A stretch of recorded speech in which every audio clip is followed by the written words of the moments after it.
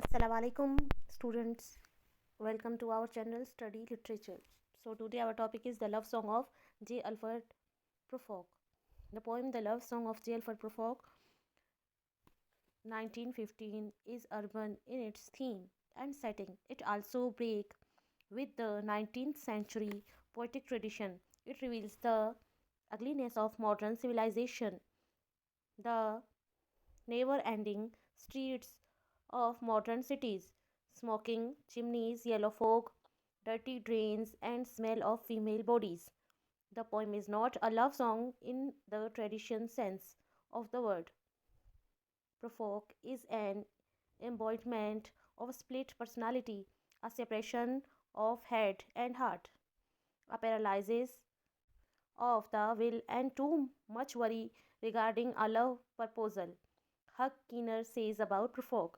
J. Alfred Profock is a name plus a voice. He is not a character cut out of the rest of the universe and equipped with a history and little necessary content like the speaker of a Browning monologue. Profock refers to Hamlet and it enables us to understand Profock's psychological malady. The introspection is the result of emotional frustration. Profock dresses smartly, smiles to ladies, but he is unable to express his inner state.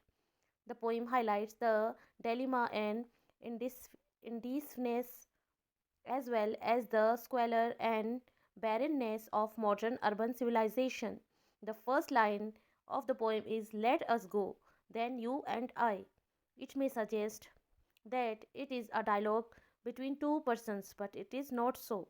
William Williamson suggested it was internal debate in the mind of Profock between two sides of his personality, which thereby highlights the nervousness and neurosis. The poem can be best interpreted as an exposition to the moods and conflicts of the mind of Profock. It is evening. Profock is conscious of nothing. He is helpless and has no strength upon a table like a patient lying authorized upon a table. It may be noted that his overwhelming question refer to his intended proposal to the lady he loves. He avoids discussing the questions. He reaches the restaurant where he finds the society ladies discussing Michelangelo. In the room, the women come and go, talking of Michelangelo. These ladies know nothing particularly about fine arts, but since it is a fashion to talk about the painting of great masters, they discuss the work of these Italian painters. It is dull night. The fog outside is spreading on the window panes. The yellow fog that rubs its back upon the windows panes. The yellow smoke that rubs its muzzle on the window panes. Light licked its tongue into the corner of the evening. It reflects the inner foggy condition of the mind of Profock. Like the fog moving slowly, Profock is in no hurry to make decision about his proposal. Meanwhile, the poem make a silly comment on the hypocrisy of modern people who keep an up appearance as a matter of routine. Again, the poet shifts to the mental condition of Profock.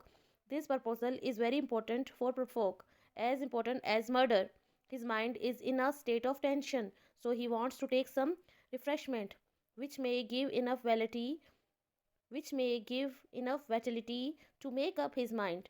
Then he reverts to the important question and postpones the decision because there is no hurry about it.